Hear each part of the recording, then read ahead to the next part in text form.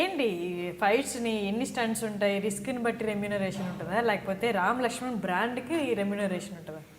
Brand అంత scene లేదు.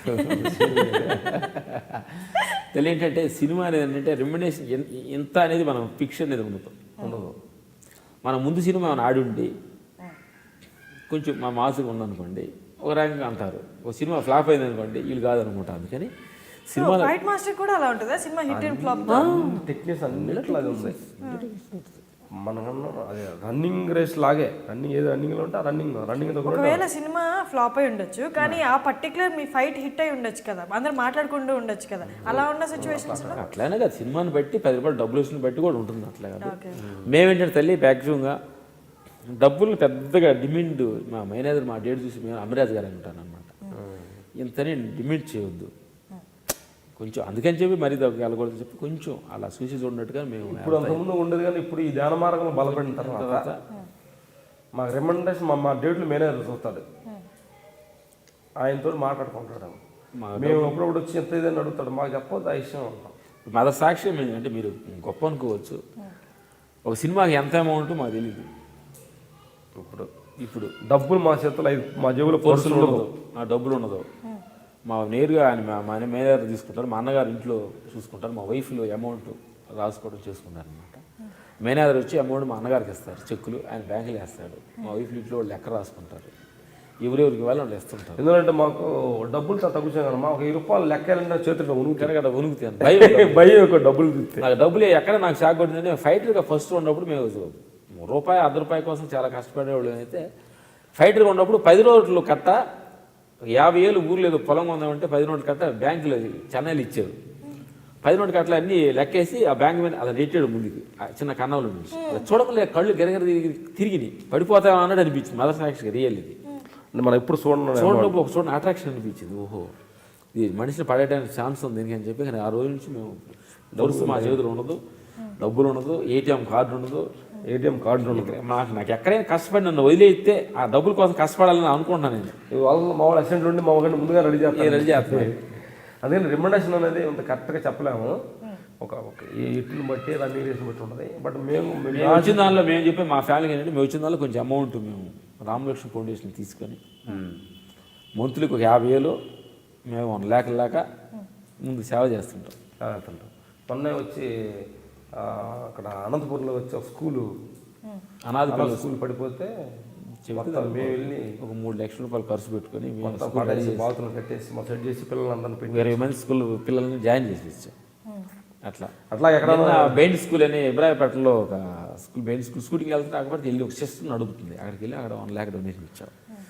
2 days ముందు ఒక వృద్ధాశ్రమం నడుపుతుంది, మదర్ తెరీసా మేరీస్ అని ఒక ఆవిడ నడుపుతుంది. ఆవిడ చూసి చాలా ఆనందం వేసింది నాకు. ఆవిడకి ఒక 70 సంవత్సరాల వయసు ఉంటుంది.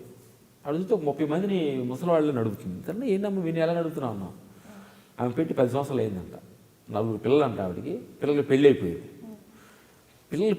వాళ్ళ బాధ్యతలకు వచ్చి నేను ఎందుకు ఇంట్లో కూర్చోవాలి అని ఆలోచించింది. ఆవిడకి వచ్చి ఆవిడ మెడలో ఉండాలి బంగారం, ఆవిడ పుట్టింటి కానీ తెచ్చిన డబ్బాలో 4-5 లక్షలు 10 లక్షలు యూజ్ చేసి ఒక 40 ఎకరాల పొలం కానీ ఆవిడ స్కూల్ పెట్టిన తర్వాత ఫ్యామిలీ తెలిసిందంట.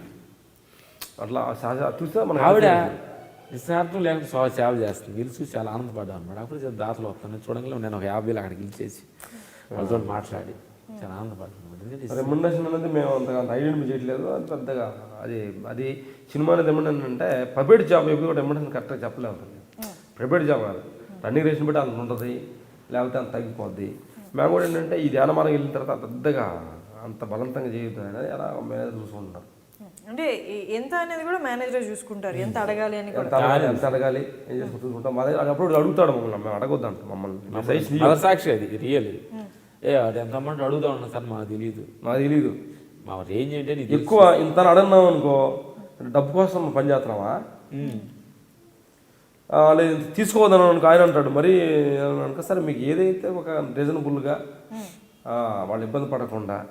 చాలా మంది కూడా మా వాళ్ళు చాలా మంది కొన్ని అమౌంట్స్ కూడా సినిమా చెప్పి ఎవరు కొంతమంది అంటే మా వాళ్ళు అంట ఈ లెటర్లు పెడతారు ఏదో కేసు ఎక్కువ సెక్యూరిటీ కేసు అంటే మేము వెయ్యం. ఎందుకంటే సరే సొంత భగవంతుడు కష్టపడిన అంత ఏ కష్టాల్లో ఉండి ఆయన చేశాడు. నీకు ఫస్ట్ మాకు సంవత్సరం ఒక సన్నివేశం చెప్పాలి. 2016లో 16 ఎండ్ 15 సో ఇది నాన్నకు ప్రేమ వేసిన ఇప్పుడు రిలీజ్ 2016 కదా. 16 అనుకుంటా. అప్పుడు మేము 1వ తారీఖు ఫస్ట్ రెస్ట్ ధ్యానంలోకి వెళ్ళాలి మేము అనుకున్నాం. ధ్యానంలోకి వెళ్ళి 2 days 31st 1వ తారీఖు మేము మా గురువుల దగ్గర ఉండాలి, ధ్యానం చేసుకోవాలి ప్రకృతిలో అనుకున్నాం.